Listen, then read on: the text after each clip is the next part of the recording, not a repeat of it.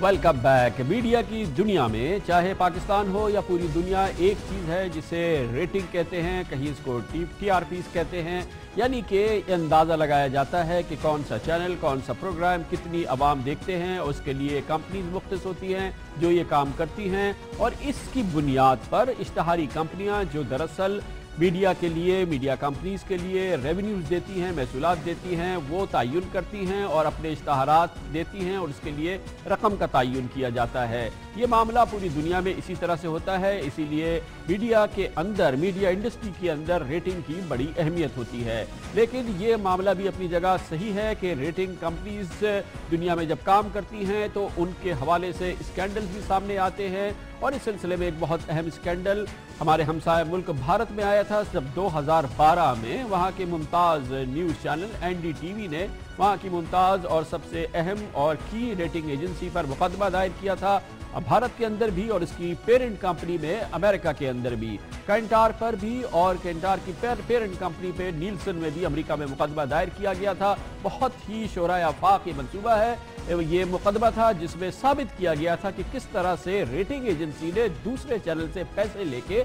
एक चैनल की रेटिंग को कम किया। लेकिन पाकिस्तान में रेटिंग एजेंसीज के हवाले से एक बहुत बड़ा स्कैंडल सामने आया है जो अब तक की तारीख का, रेटिंग इंडस्ट्री की तारीख का सबसे बड़ा स्कैंडल है, और जिसका इंकिशाफ आज खुद उस रेटिंग एजेंसी ने जो कि पाकिस्तान में रेटिंग करती है, उसका नाम मीडिया लॉजिक है। मीडिया लॉजिक की जानिब से आज इंकिशाफ किया गया है कि पाकिस्तान के चैनल एक्सप्रेस न्यूज़ और एक्सप्रेस एंटरटेनमेंट ने उसके लोगों को खरीदा, उनके जरिए उन घरों को खरीदा जहां पे रेटिंग एजेंसीज के मीटर लगे हुए थे, और अपनी रेटिंग को रातों रात आसमान पर पहुंचा दिया, और इसके जरिए पाकिस्तान के दूसरे न्यूज़ चैनल्स को खतीर नुकसान हुआ है। सनसनीखेज इंकिशाफ है रेटिंग एजेंसी के इस इंकिशाफ का पाकिस्तान के मीडिया के लिए, और ख़ास तौर पे इस इंकिशाफ के साथ इस इंकिशाफ का भी कि तीसरी बार इसी चैनल की जानिब से या इसी इदारे की जानिब से रेटिंग एजेंसी के लोगों को खरीदा गया है। इसके साथ ही दूसरे चैनल कहने लगे कि ये हम तो पहले ही कहते थे कि रेटिंग का गड़बड़ घोटाला है, हमारी रेटिंग के साथ जो प्रॉब्लम होता था शायद उसकी वजह ये हो। कोई प्रोग्राम वाले कहने लगे कि हमारे साथ जो प्रॉब्लम होता था उसकी वजह ये है। कुछ लोगों ने सवाल किया कि ये तो पकड़े गए, जो नहीं पकड़े गए तो उनके बारे में क्या है। लेकिन ये सब कुछ आज का जो वाकया है यकीनी तौर पे तहलका खेज उसके इंकिशाफात हैं। इस सिलसिले में हम बात करते हैं और इसकी अंदर की कहानी और बाहर की कहानी पूछते हैं, अंदर के सवाल बाहर के सवालों के जरिए। मीडिया लॉजिक कंपनी के चीफ एग्जीक्यूटिव ऑफिसर जनाब सलमान दानिश हमारे साथ लाहौर में मौजूद हैं। बहुत बहुत शुक्रिया सलमान दानिश साहब। ये बताइएगा कि ये जो अभी मामला हुआ है, मुख्तसरन ये बता दीजिएगा कि ये कैसे आपके सामने आई ये बात, क्योंकि ये बात तो हर के लोगों की, ये मीडिया इंडस्ट्री की जबान में थी कि जो आपकी इंडस्ट्री के अंदर है उसमें कोई प्रॉब्लम हो रहा है। आपने खुद ये डिटेक्ट किया या आपको शिकायतें मिली, आप मजबूर हुए ये करने के लिए? जी अस्सलाम वालेकुम कामरान साहब। देखें, शिकायतें तो हमें, आप खुद इस इंडस्ट्री से बड़ी देर से वाबस्ता हैं, आप मेरे ख्याल में मेरी इस बात को सेकंड करेंगे कि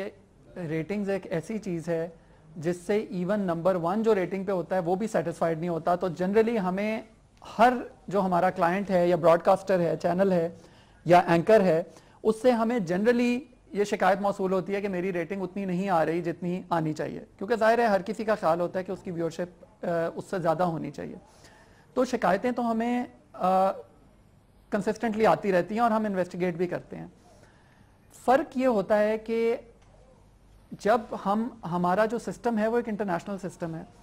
उसमें कुछ चेक्स हैं जो हमें ये बताते हैं कि क्या ये जो डेटा का ट्रेंड है अगर चेंज हुआ है तो क्या ये चेंज नॉर्मल चेंज है, एक नेचुरल चेंज है, या ये एक एबनॉर्मल चेंज है। एबनॉर्मल चेंज भी कई दफ़ा किसी रीज़न की वजह से होता है। फॉर एग्जांपल जब रमज़ान आता है तो एक एबनॉर्मल शिफ्ट आती है व्यूअरशिप में, टाइम स्लॉट में, टीवी चैनल्स में, लेकिन उसकी एक वजह होती है। क्रिकेट मैच आता है उस पर होती है। जब किसी वजह के बगैर एक एबनॉर्मल शिफ्ट आए और वो एबनॉर्मल शिफ्ट डायग्नोज हो रहा हो या नैरो डाउन हो रहा हो चंद मखसूस एरिया से या घरानों से या पर्टिकुलर सिटी से, तो फिर हमारे सिस्टम में वो रेड फ्लैग हो जाता है, हाईलाइट हो जाता है और हम उसको इन्वेस्टिगेट करते हैं कि ये क्यों हुआ। तो ये जो मामला है इस दफ़ा भी ये इसी तरह शुरू हुआ कि फरवरी मार्च के आसपास हमें ये लगना शुरू हुआ कि एक्सप्रेस के जो चैनल्स हैं उनकी रेटिंग एकदम से ऊपर जा रही है और कुछ मखसूस घरों से, कुछ मखसूस जगहों से ये रेटिंग ऊपर जानी शुरू हुई है। सो हमने जब उसको इन्वेस्टिगेट किया तो हमें पता चला कि ये मखसूस एरियाज़ हमारे 2 या 3 एम्प्लॉइज़ की रिस्पॉन्सिबिलिटी में, जिम्मेदारी में आते हैं। उससे हमारा शक और ज़्यादा हुआ और हमने उन एम्प्लॉइज़ को जब इन्वेस्टिगेट किया तो उन्होंने ये पूरी स्टोरी हमें बताई और अनकवर की कि किस तरह उनको कुछ साहिबान मंथली पेमेंट्स कर रहे हैं और किस तरह उनके ज़रिए से जो हाउस होल्ड्स हैं, जहाँ मीटर्स लगे हुए हैं, जहाँ से रेटिंग आती है, उनको मंथली पेमेंट्स की जा रही हैं और एक्सप्रेस न्यूज़ और एक्सप्रेस एंटरटेनमेंट का चैनल स्पेसिफिकली देखने के लिए कहा जा रहा है और ऑब्वियसली उसकी वजह से वो रेटिंग बढ़ रही है। अब हमारा प्रॉब्लम कामरान साहब ये है कि दुनिया भर में ज़्यादातर जगहों पर एक इंडस्ट्री बॉडी मौजूद होती है जिसको जॉइंट इंडस्ट्री कमेटी कहते हैं। जहां भी कोई रेटिंग कंपनी को कोई कंप्लेंट आए या उनको लगे कि कुछ गड़बड़ हो रही है, वो फौरन उस कमेटी के पास जाते हैं और वो उसको इन्वेस्टिगेट करती है। पाकिस्तान में ये जॉइंट इंडस्ट्री कमेटी एग्जिस्ट नहीं करती। इस वजह से हमें ये सारी इन्वेस्टिगेशन और प्रूफ और एविडेंस की कलेक्शन खुद करनी पड़ती है, क्योंकि हम ऐसे ही बगैर किसी एविडेंस के किसी पे इल्ज़ाम नहीं लगा सकते। तो फरवरी मार्च से लेके जून तक हमने ये इन्वेस्टिगेशन की, हमने पुलिस को इन्वॉल्व किया, अपने एम्प्लॉइज़ के खिलाफ FIRs करवाई, एक फाइनेंशियल ट्रेल हमने पूरी जो है वो डिस्कवर की। और जब हमारे पास इतना एविडेंस आ गया कि हमने समझा कि अब ये एक फुल प्रूफ केस है, उसके बाद हम इंडस्ट्री बॉडीज के पास गए, पाकिस्तान ब्रॉडकास्टर्स एसोसिएशन के पास गए और उनके सामने ये सारा हमने एविडेंस रखा और हमने उनसे ये कहा कि देखें ये नुकसान जो है at the end of the day ये ब्रॉडकास्टर्स का है। अच्छा, अब सलमान हमारा साहब थोड़ा सा इसको आगे बढ़ाते हैं। ये बताइएगा कि क्या ये बात ये बताइएगा कि क्या ये बात दुरुस्त है कि ये एक्सप्रेस के खिलाफ ये इल्ज़ाम पहली बार सामने नहीं आया, इससे पहले भी 2 या 3 बार इसी चैनल ने आपके सिस्टम को ब्रीच किया और आपने इनको पकड़ा, ये पहली बार नहीं है, ये दुरुस्त है क्या? जी ये बिल्कुल दुरुस्त है। ये तीसरी बार ये वाकया हुआ है इस दफ़ा। पहली बार जब हमने कंपनी नई शुरू की थी 2007 में, तो उस वक़्त एक इन्होंने कोशिश की थी हमारे कुछ एम्प्लॉइज़ को इसी तरह बाय आउट करने की और हमने इनको एक वार्निंग दी थी। 2009 में फिर सेकंड वाकया हुआ था जो हम पाकिस्तान एडवर्टाइजर्स सोसाइटी की अटेंशन में लाए थे और उन्होंने इन्वेस्टिगेट किया था और अब ये तीसरी मर्तबा ये हुआ है। अच्छा, ये भी बता दीजिएगा कि आज आपने कहा कि एक्सप्रेस चैनल को तो या इनके मालिकान को तो न्यूज़ चैनल का लाइसेंस ही नहीं मिलना चाहिए था, ये आपने क्यों कहा? देखिए, पहली बात तो ये है कि मैंने प्रेस कॉन्फ्रेंस में भी ये कहा था कि मैं ये पर्सनल चीज़ों पे नहीं जाना चाहता, लेकिन बात ये है कि ये सारी मीडिया इंडस्ट्री का इशू बन गया बिकॉज ये बार बार हो रही है चीज़। आपको पता है कि सुल्तान लखानी साहब जो एक्सप्रेस के ओनर हैं, आपने खुद ये स्टोरीज की हुई हैं, उनकी नैब से वो कन्विक्टेड हैं, मेरी जहाँ तक इन्फॉर्मेशन है, प्लीज़ मुझे करेक्ट कीजिएगा अगर मैं गलत हूँ, और उन्होंने एक प्ली बार्गेन की हुई है और उसके बाद से वो केस गालिबन स्टे पर चल रहा है। तो और मेरी जो इन्फॉर्मेशन है पेम्ब्रा के लॉज के मुताबिक एक कन्विक्शन के बाद न्यूज़ चैनल का लाइसेंस तो इशू नहीं होना चाहिए। बहरहाल ये पेम्ब्रा का डिसीजन अच्छा, है, सलमान साहब का डिसीजन है कि वो इसको चले आगे बढ़ते ये बताइएगा कि ये जो रेटिंग आप डिटरमिन करते हैं ये कोई 1000 घरों में, अंदाजन 1000 घरों में, आपको पता हो एग्जैक्टली 1000-1200 घरों में आपके मीटर्स लगे हुए हैं। ये 1012 घरों से जो आपका सैंपल होता है या जो आप डेटा ड्रॉ करते हैं, ये पूरे पाकिस्तान की आप उस सिलसिले में डिटरमिन करते हैं कि पूरे पाकिस्तान में कौन सा प्रोग्राम कितने वक्त कितने लोगों ने देखा, कौन सा चैनल मजबूती तौर पे देखा जा रहा है, आज कितने देखा, 10 बजे से लेकर 11 बजे तक कितनों ने देखा और इस हफ्ते किसने कितना देखा, महीने में कितना देखा। ये 1000 घर जो हैं ये आपको सारी कहानी बता देते हैं और इसमें गलती की गुंजाइश नहीं है। ये एक आम आदमी को बताइए कि कैसे मुमकिन है, ये कैसे 1000 लोग जो हैं वो 1 करोड़ लोगों की तर्जुमानी कर देते हैं? देखिए, پہلی بات تو یہ ہے کہ ہم پورے پاکستان کی ترجمانی اس پینل کے تھرو کلیم نہیں کرتے کہ ہم کر رہے ہیں. یہ پینل پاکستان کے 20 بڑے شہروں پر بیسڈ ہے اور ہم ان 20 شہروں کی جو ویورشپ ہے اس کی ترجمانی کرنے کا کلیم کرتے ہیں. تو پہلی چیز تو یہ ہے. دوسری چیز یہ ہے کہ غلطی کی گنجائش بالکل ہے, اس میں ایک سیمپلنگ ایرر ہے, ہر ریسرچ میں ہوتا ہے, اس میں بھی ہے, لیکن ہم یہ سمجھتے ہیں کہ وہ 5-7% سے زیادہ نہیں ہے جب آپ ایک پورے پاکستان کا ڈیٹا دیکھتے ہیں, 20 شہروں کا ڈیٹا دیکھتے ہیں. دیکھیں یہ اسی طرح ہے کہ جس طرح آپ کوئی بھی سروے کرتے ہیں, کسی بھی سروے میں اور ریٹنگز کے یہ میٹرز کی ٹیکنالوجی میں فرق یہ ہے کہ سروے مینول ہوتا ہے, یہ آٹومیٹک ہے, اس میں ہیومن انٹرونشن کوئی نہیں ہے. میٹر ٹی وی کے ساتھ کنیکٹڈ ہے, جو چینل دیکھا جائے گا وہ ایز اٹ از رپورٹ ہوگا, انلیس کہ آپ گھر والے کو انڈیوس کریں کہ وہ کوئی چینل اسپیشلی دیکھے جیسا کہ اس کیس میں ہوا. سو یہ انٹرنیشنلی یہی اسٹینڈرڈ ہے, پرفیکٹ نہیں ہے, لیکن this is the best method available of measuring viewership. اچھا یہ بھی یہ بتائیے گا کہ یہ تو وہ لوگ ہیں کہ جن کو آپ نے پکڑ لیا, آپ نے کہا کہ ایکسپریس چینل کو آپ نے تیسری بار پکڑا ہے, لیکن کیا یہ ممکن ہے کہ کوئی بہترین کھلاڑی ہو, وہ پکڑا نہ گیا ہو, وہ ایسے زبردست طریقے سے کام کر رہا ہو, جو سمجھتا ہو کہ آپ کس طریقے سے پکڑ لیتے ہیں, وہ بڑی صفائی سے کام دکھا رہا ہو؟ ممکن ہے نا؟ دیکھیں بالکل ممکن ہے, اور اسی لیے ہم نے پی بی اے کے پاس جب ہم گئے تو پی بی اے نے کہا کہ ہم ایک انٹرنیشنل آڈیٹر کو اپوائنٹ کریں گے جو ان معاملات میں ماہر ہو, کیا آپ کو یہ قبول ہے؟ تو ہم نے کہا کہ بالکل انٹرنیشنل آڈیٹر کو آپ کریں, وہ نہ صرف ان کا انویسٹیگیٹ کرے بلکہ ہمارا پورا ڈیٹا انویسٹیگیٹ کرے اور ہمیں بتائے, اگر کوئی اور چینل بھی اس میں ملوث ہے تو ہمیں ضرور بتائیں. سو ہم نے انٹرنیشنل جو آڈیٹر اپوائنٹ ہوا اس کو اپنے سرور کا ڈائریکٹ ڈیٹا, تمام چینلز کا, تمام ٹائم سلاٹس کا, پچھلے 9 مہینے کا ڈیٹا ہم نے ان کے حوالے کر دیا ہے, اور وہ اس کو انویسٹیگیٹ کر رہے ہیں, اس کمپلینٹ کو بھی اور بھی اگر کسی چینل نے کیا ہے اس کو بھی, اور وہ متعین کریں گے کہ کیا کوئی اور چینل بھی ملوث ہے یا نہیں, اور بالکل ہم اس پہ جو بھی رپورٹ آئے گی اس پہ ہم مطلب ہم اس سے ایگری کریں گے. اچھا سلمان علی صاحب, ایک الزام یہ بھی ہے ریٹنگ ایجنسیز پہ ہوتا ہے اور یہاں پر آپ پر بھی ہے کہ جو ویورشپ کے نمبرز جو ہیں وہ بڑے امپورٹنٹ ہوتے ہیں, ٹی آر پیز, جس کی بنیاد پر ایڈورٹائزنگ ایجنسیز جو ہیں وہ ٹیرف اور اپنے ریونیوز کو وہ ڈیٹرمن کرتی ہیں, وہ اپنے ایڈورٹیزمنٹ کے اور اس کے ٹیرف کو ڈیٹرمن کرتی ہیں کس کو کیا دینا ہے. آپ کی پیرنٹ کمپنی اور اس کی پیرنٹ کمپنی اور جو ملٹی نیشنل کمپنیز ہیں ان کے درمیان ایک کولیشن کی بات ہوتی ہے, ایک الائنس, ایک انڈرسٹینڈنگ کی بات, الزام آتا ہے, وہ ہوتا ہے کہ آپ جو نمبر آف ویورز ہیں اس کو ڈاؤن پلے کرتے ہیں, آپ ان کو کم دکھاتے ہیں اس 1000 لوگوں کے سیمپل کی بیسس پہ, جس کی بنیاد پر جو ایلوکیشنز ہوتی ہیں چاہے وہ ٹیرف کی ہو یا ایڈورٹیزمنٹ کی ہو, وہ یہ کمپنیز کہتی ہیں, مثال کے طور پہ وہ کہیں کہ فلاں چینل کی ویورشپ تو اتنی ہے اور آپ کو وہ کوٹ کر دیتے ہیں, لیکن کہا ہی جاتا ہے کہ وہ بڑی ڈاؤن پلے کی گئی ہے تاکہ وہ ایڈورٹیزمنٹ جو ملٹی نیشنل کمپنیز ہیں جو ایکچول پیسے دے رہی ہے جیب سے نکال کے, ان کا اس کو براہ راست فائدہ ہوتا ہے, اور یہ ایک انٹرنیشنل الائنس ہے آپ کے اور ان کے درمیان. اس پہ آپ کیا کہیں گے؟ دیکھیں پہلی بات تو یہ ہے کہ میڈیا لاجک ایک 100% پاکستانی کمپنی ہے, ہماری کوئی پیرنٹ کمپنی نہیں ہے باہر, ہماری افیلیشن اور لائسنس ہے کینٹار کے ساتھ اور ان کی ٹیکنالوجی ہم یوز کرتے ہیں, بٹ ان کا کوئی اونرشپ نہیں ہے میڈیا لاجک میں, نمبر 1. نمبر 2 یہ کہ ہمارا جو ریونیو ہے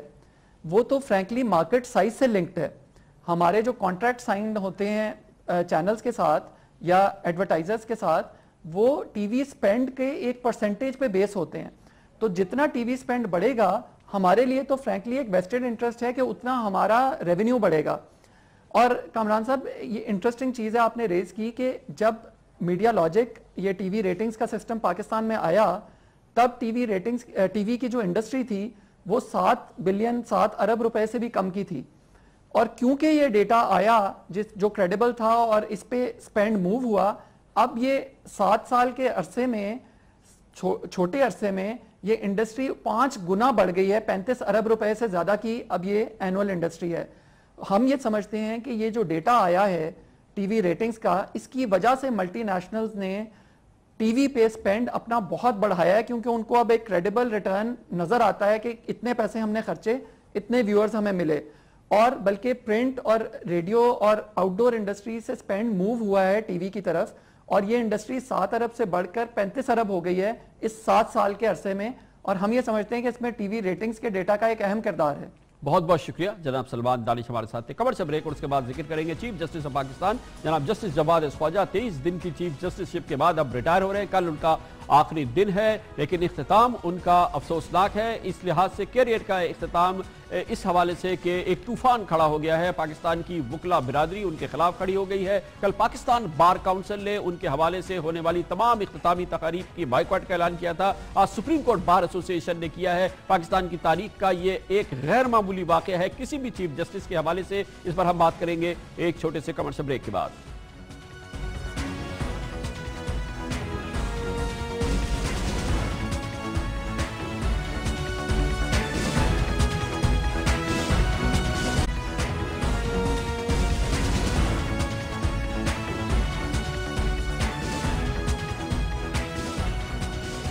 چیف جسٹس آف پاکستان جناب جسٹس جواد خواجہ تقریباً 3 ہفتے تک چیف جسٹس آف پاکستان کے عہدے پر رہنے کے بعد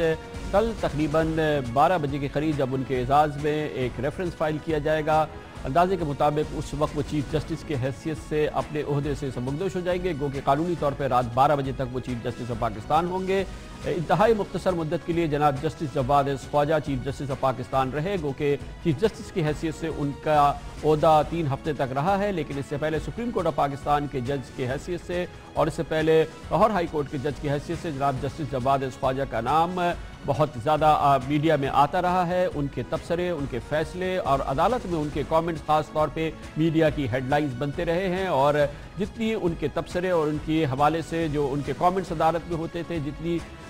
ہیڈ لائنز ان کے حوالے سے بنی ہیں, اس کی مثال صرف یا اس کا پیرالل جو ہے وہ صرف سابق چیف جسٹس جناب جسٹس افتخار محمد چودھری سے ہی جوڑا جاتا تھا. جناب جسٹس جواد خواجہ مختلف حوالے سے اپنے فیصلوں کے حوالے سے ان کی ایک اپنی شہرت رہی ہے, لیکن اپنے اس طویل کیریئر کے اختتام میں بڑی بدمزگی کا سامنا ہے انہیں, کیونکہ پاکستان کی تاریخ میں نہیں ہوا جو اب ہوا ہے. اور پاکستان بار کونسل نے چیف جسٹس کی حیثیت سے ان کی ریٹائرمنٹ پر ہونے والی تمام تقاریب کا کل بائیکاٹ کا اعلان کیا تھا. حتیٰ کہ انہوں نے کہا تھا کہ ان کے اعزاز میں جو ریفرنس فائل کیا جائے گا پاکستان بار کونسل اس میں نہیں جائے گی. ہمارے اس پروگرام میں پاکستان بار کونسل کے وائس چیئرمین نے اس کی تفصیلات بتائی تھی. آج ایک اور اہم پیش رفت ہوئی ہے. وکلا کی ایک اور سب سے اہم تنظیم سپریم کورٹ بار ایسوسی ایشن نے اعلان کیا ہے کہ وہ چیف جسٹس آف پاکستان جناب جسٹس جواد خواجہ کے حوالے سے کسی تقریب میں شرکت نہیں کرے گی. ان کے بائیکاٹ کا فیصلہ کیا گیا ہے. پاکستان کی تاریخ میں پہلی بار پاکستان کی پوری وکلا برادری جانے والے چیف جسٹس کے خلاف کھڑی ہو گئی ہے اور ایک طوفان کھڑا ہو گیا ہے. اس کی بڑی بنیاد کئی فیصلے رہے ہیں, لیکن ایک فیصلہ جو چیف جسٹس آف پاکستان کے حوالے سے ہوا ہے اور آج جس کا اعلان ہوا وہ اس کی ایک بڑی وجہ بنی ہے. آج سپریم کورٹ آف پاکستان نے پیشہ ورانہ بدنیتی پہ بنیاد پر پاکستان کے ممتاز وکیل بیرسٹر علی ظفر اور ان کے اسسٹنٹ جناب راجہ ظفر الخالق کا لائسنس 1 سال کے لیے معطل کر دیا ہے. جناب بیرسٹر علی ظفر بحریہ ٹاؤن کے وکیل تھے اور بحریہ ٹاؤن کو ریپرزینٹ کر رہے تھے سپریم کورٹ آف پاکستان میں. مارچ کے مہینے میں بیرسٹر علی ظفر نے جناب جسٹس جواد خواجہ پر عدم اعتماد کا اظہار کیا تھا اور اس سلسلے میں باقاعدہ درخواست اس وقت کے چیف جسٹس جناب جسٹس ناصر الملک کے نام لکھی تھی. اس کے بعد سے جناب بیرسٹر علی ظفر اور سپریم کورٹ آف پاکستان میں اس کیس کے حوالے سے مختلف صورتحال سامنے آتی رہی اور میڈیا میں اس کا ذکر ہوتا رہا. آج اب کیفیت یہ ہے کہ جناب جسٹس جواد خواجہ کل کے دن تقریباً 24 گھنٹے میں ریٹائر ہونے والے ہیں اور پاکستان کی پوری وکلا برادری ان کے خلاف کھڑی ہو گئی ہے. غیر معمولی صورتحال ہے, اس پر ہم بات کرتے ہیں اور آج کی وکلا برادری کے حوالے سے اور آج کے کیس کے حوالے سے جناب جسٹس جواد خواجہ کے بعد سب سے اہم شخصیت آج کی خبروں میں رہنے والے وکیل جناب بیرسٹر علی ظفر ہمارے ساتھ موجود ہے. بہت بہت شکریہ بیرسٹر علی ظفر صاحب. آپ فرمائیے گا کہ پیشہ ورانہ بددیانتی کے الزام میں آپ کو سزا سنا دی ہے آج سپریم کورٹ آف پاکستان نے, کیا کہیں گے آپ؟ سب سے پہلے تو میں پاکستان کے پورے وکلا جو ہیں ان کا بہت بہت شکر گزار ہوں کہ انہوں نے میرے اس اصولی موقف پہ میری حمایت کی ہے. آپ کو پتہ ہے کہ Pakistan bar council, Pakistan supreme court bar ایسوسی ایشن, لاہور ہائی کورٹ بار ایسوسی ایشن, بارز آف راولپنڈی, اسلام آباد اینڈ باقی دیگر بار نے اس ججمنٹ کو مسترد کر دیا ہے. میں آپ کو بتاؤں کہ مجھے عدالت نے بلایا تھا اور کہا تھا کہ آپ معافی مانگ لیں اور آپ کو ہم یہ ختم کر دیں گے کیس آپ کے خلاف. میں نے ان کو کہا کہ جس خاندان سے میں بلانگ کرتا ہوں، اگر میں نے ایک غلطی کی ہو تو میں 1000 بار معافی مانگوں گا، میری عزت ہوگی اس میں، لیکن اگر میں نے غلطی نہ کی ہو تو میں بالکل معافی نہیں مانگوں گا. آپ میرٹس پہ ڈیسائیڈ کریں. تو آپ کیا آج کہتے ہیں کہ انہوں یہ نے میرٹ پہ فیصلہ نہیں ہوا؟ تو آپ کا قصور کیا ہے اور آپ کا کیا کہنا ہے؟ آپ کیوں کہہ رہے ہیں کہ میرٹ پہ فیصلہ نہیں ہوا؟ ان فیکٹ جی میں آپ کو بتاؤں کہ یہ میری جو یہ سٹینڈ ہے یہ لائرز کی اور لیگل پروفیشن کی ڈگنیٹی، آنر اور رسپیکٹ کے لیے ہے. بلکہ میں آپ کو ریزولوشنز پڑھ کے سنانا چاہتا ہوں جو آج پاس ہوئی ہیں. Lahore high court bar Lahore نے فار ایگزامپل کہا ہے کہ سید علی ظفر نے وکلا برادری کی ڈگنیٹی اور پیشہ وکالت کی خاطر جو موقف اختیار کیا ہے، لاہور ہائی کورٹ بار ایسوسی ایشن اس کا بھرپور ساتھ دیتی ہے اور لائسنس معطل کرنے کے اس فیصلے کے خلاف بالکل ٹھیک ہے. علی ظفر صاحب ذرا سا ہمارے ناظرین کو یہ بتا دیجئے، ظاہر ہے ان کو نہیں پتا کہ آپ کے ساتھ یا آپ کے جو آپ ریپریزنٹ کر رہے تھے بحریہ ٹاؤن کو، آپ کے ساتھ آپ کے بقول کیا زیادتی کیا ہوئی، کیا وہ چیزیں تھی نارمز جو فالو نہیں کی گئی؟ دیکھیں کامن صاحب، دا ایشو از کہ میرٹس پہ میں اس لیے نہیں بات کرنا چاہوں گا بیکاز میرے مطابق یہ ججمنٹ بے بنیاد ہے، اس میں بہت سی لیگل ایررز ہیں. میں لیگل پروسیڈنگز فائل کروں گا، بلکہ اب یہ ایک بار کا کیس بن گیا ہے، یہ لیگل برادری کی ڈگنیٹی کا کیس بن گیا ہے. اس کو انفیکٹ میں وہی پڑھنا چاہ رہا تھا کہ پاکستان سپریم کورٹ بار ایسوسی ایشن اور پاکستان بار کونسل نے بھی کہا ہے کہ وہ بھی اس میں اپیل کریں گے اور وہ بھی لیگل پروسیڈنگز انیشیٹ کریں گے. میرٹس کا اس لیے میں زیادہ ذکر نہیں کر سکتا کہ یہ سب جوڈس میٹر ہوگا، اور بٹ میں آپ کو اتنا بتاتا چلوں کہ یہ جو ججمنٹ ہے اس میں بالکل کوئی بنیاد نہیں، اس کا بالکل بیسز ہی نہیں، اس میں بہت سی غلطیاں ہیں.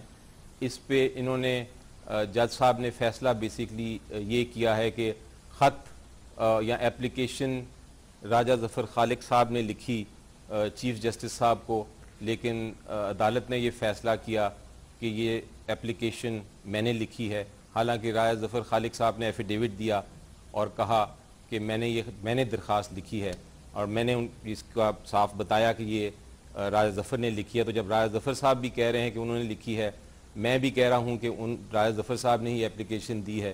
تو پھر عدالت نے کہا کہ نہیں، ہم آپ کی دونوں کی بات نہیں مانتے، ہم نے فیصلہ کرتے ہیں کہ یہ درخواست آپ نے ہی لکھی. اچھا اتنا بتا دیجئے علی ظفر صاحب کہ آپ کو شکایت ہے، آپ جن کو ریپریزنٹ کر رہے تھے بحریہ ٹاؤن، ان کو بھی شکایت ہے کیا؟ جی، بحریہ ٹاؤن کے اعتزاز حسن صاحب وکیل ہیں اور انہوں نے بھی ایک اپلیکیشن فائل کی ہوئی ہے جس کی سماعت ان کے، وہ بھی جنرل ججمنٹ پہ چلے گئے تھے، اس کی بھی سماعت جج صاحب نے کی اعتزاز صاحب کی ایبسنس میں. لیکن بہرحال وہ دوسرا مقدمہ ہے. میرا صرف قصور جو کورٹ نے فیصلہ جس کا کیا ہے وہ یہ ہے کہ راجہ ظفر صاحب نے